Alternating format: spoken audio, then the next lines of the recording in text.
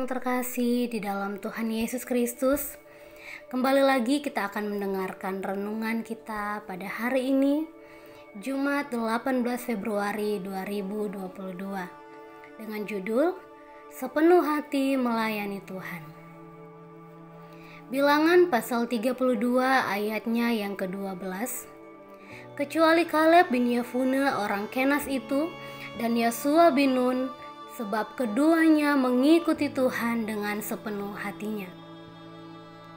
Bacaan harian, Bilangan pasal 31 sampai 33. Pada saat perjalanan bangsa Israel menuju tanah perjanjian atau tanah Kanaan, sesudah 3 hari perjalanan ke utara dari Gunung Sinai, sampailah mereka di Gurun Paran, terletak di bagian timur laut Jazirah Sinai. Tuhan memerintahkan kepada Musa mengirim 12 pengintai ke tanah Kanaan. 10 pengintai membawa kabar buruk, terdapat raksasa-raksasa di Kanaan. Dan 2 orang pengintai yaitu Kaleb dan Yosua memberi kabar baik bahwa Kanaan akan dapat ditaklukkan asal percaya kepada Tuhan. Kebanyakan orang Israel saat itu mengikuti Tuhan tidak dengan sepenuh hati. Mereka lebih percaya kepada 10 pengintai. Hal ini nampak dari mudahnya bangsa itu bersungut-sungut di hadapan Tuhan, gampang kehilangan rasa percaya kepada Tuhan dan berbalik setia dari Tuhan. Kaleb dan Yosua dicatat sebagai orang yang dengan sepenuh hati mengikuti Tuhan. Mereka beriman kepada Tuhan dan janjinya yang hendak memberikan tanah perjanjian kepada bangsa Israel, bahwa Tuhan tidak pernah lupa akan janjinya sendiri. Sikap iman inilah yang membuat Kaleb dan Yosua melaporkan hasil pengintaian mereka secara positif dan tetap percaya bahwa Tuhan sendiri yang akan memberikan tanah perjanjian itu kepada bangsa Israel.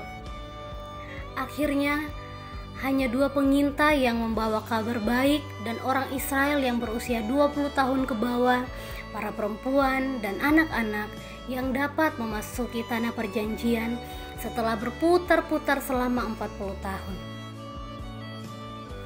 Bekerja melayani Tuhan dengan fokus dan sepenuh hati akan menghasilkan sesuatu yang baik dan optimal di hadapan Tuhan. Tidak ada lagi keraguan kepada Tuhan yang diyakini sanggup untuk menggenapi segala janjinya kepada umatnya. Kaleb mengikuti Tuhan dengan sepenuh hati, akhirnya mendapatkan penggenapan janji Tuhan. Demikian juga kita, meskipun mungkin kita perlu melalui proses yang tidak mengenakan. 45 tahun kemudian, Tuhan menepati janjinya. Kaleb yang telah berusia 85 tahun memperoleh kota Hebron. Bahkan beberapa abad kemudian, seorang ahli Taurat bertanya kepada Tuhan Yesus, "Hukum manakah yang terutama dalam hukum Taurat?" Yesus menjawabnya, "Kasihilah Tuhan Allahmu dengan segenap hatimu, dan dengan segenap jiwamu, dan dengan segenap akal budimu. Itulah hukum yang terutama dan yang pertama." Matius pasal 22 ayat 35 sampai 38. Suatu yang sangat relevan dalam kehidupan iman kita. Sampai sekarang, kini Kaleb masih mengilhami kita dengan keyakinannya yang kuat kepada Tuhan, yang layak menerima kasih, kepercayaan, dan komitmen kita yang sepenuh hati, dan ditegaskan kembali oleh Tuhan Yesus bahwa segenap hati, jiwa, akal budi kita adalah untuk mengasihi dan melayani Tuhan. Bahan refleksi, bagaimana sikap kita dalam mengiring Tuhan? Apakah pengiringan kita kepada Tuhan sudah sepenuh hati?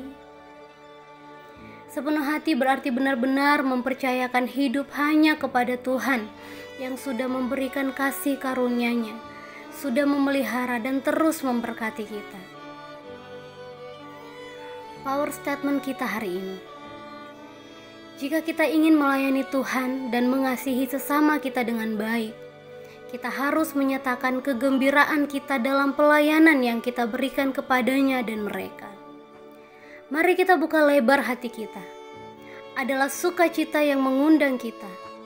terus maju, dan jangan takut akan apapun. Mari kita berdoa.